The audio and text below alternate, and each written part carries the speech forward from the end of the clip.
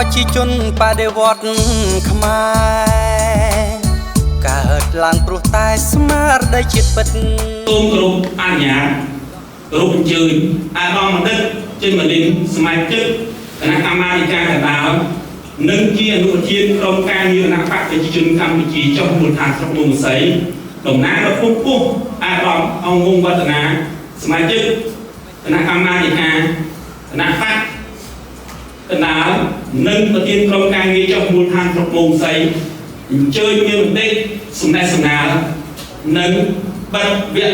សូមគោរពអញ្ជើញជាគណិតទស្សនៈទៀតនៃការពិចារណាទេក្នុងកម្មវិធីនេះពាក់ព័ន្ធនឹងការវិសាស្ត្រទេត្រូវទុកត្រូវឆ្លើយត្រូវបំភ្លឺត្រូវវាយបកក៏តែដើម្បីអាចទុកអាចឆ្លើយបំភ្លឺនិងវាយបកបានតោះតែយើងមានអាវុធគ្រប់គ្រាន់ប៉ុណ្ណឹងធ្វើឲ្យជាពលរដ្ឋអត់ជំនឿទុកចិត្តទៅលើរដ្ឋាភិបាល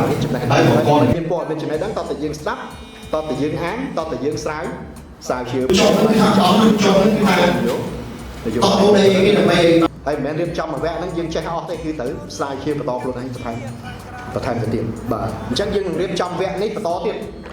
ឥឡូវត្រូវការវគ្គទី1បានតែផ្សេងតែខ្ញុំសូមលើកខ្លីតិចពីវត្តវិការធំជាងគេគឺបន្តរហូតដល់ពេលអស់ហើយអាចទៅកម្រិត2វាអាចនឹងខ្ពស់ជាងនឹងការវិភាគលើស្ថានភាពនយោបាយភូមិសាស្ត្រណាភូមិសាស្ត្រនយោបាយឯជាដើមឡើយយើងនិយាយចំបន្តចរាចរណ៍គឺធ្វើការស្ថាប័នខ្លះដាក់លើសមរភូមិសាធារណមតិដែលយើងត្រូវចូលរួមជាមួយរដ្ឋាភិបាលសូមថ្លែងអំណរគុណទៅដល់គណៈចាត់តាំងកម្មវិធីគណៈបក្សសុខក្នុងការរៀបចំនៅវគ្គអប់រំនយោបាយជំនាន់ទី1សូមថ្លែងអំណរគុណដល់គ្រូចាស់គុំស្រាប់ទៅរូបបាទសូមថ្លែងអំណរគុណទៅដល់សិក្ខាកាមដែលបានចំណាយពេលវេលាចូលរួមហើយសូមយកចំណេះដឹងព័ត៌មានឯកសារនេះយកទៅកំទុកចោលយកទៅមើលឲ្យផ្សាយបន្តណាយកទៅមើលឲ្យផ្សព្វផ្សាយបន្តបាទហើយសូមមុនឱកាសបុណ្យចូលឆ្នាំសូមជូនពរណាជ័យទាំងអស់គ្នា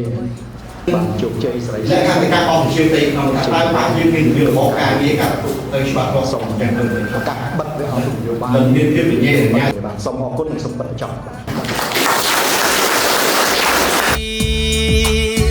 បន្តការពារមរតកថ្លៃ